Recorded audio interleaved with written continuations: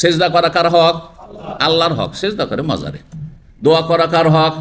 আল্লাহর হক, যে আল্লাহর কাছে দোয়া করবে। ও তো রব্বাকুম, এরা ইয়া খাজা বাবা মাদাদ, ইয়া গৌস মাদাদ করে না, করে না?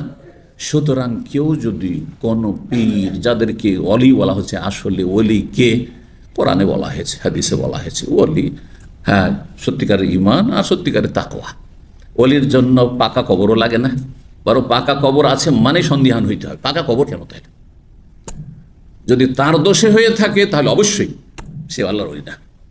আর যদি তার কোনো দোষ না থাকে, সতর্ক করে গেছে, সাবধান করে, তারপর জবরদস্তি তার কবরকে পাকা করেছে আর চাদর চড়িয়েছে, তাহলে তখন আল্লাহর ওলি হতে পারে।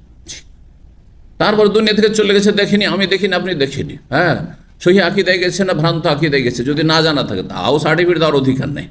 আপনি সহি আকিদা জানছেন, এবাদত বন্দেগীতে কোনো ঘাটতি ছিল না, এই আপনার বিনা গোসলে থেকে জটা লেগে গেছে আর নামাজ নেই, বলছে আমরা ফানাফিল্লা হয়ে গেছি, তাও তাদেরকে ওলি বানিয়ে দিলেন। কত জাহেলের জাহেল এরা, ওলি, শয়তানের ওলি এরা।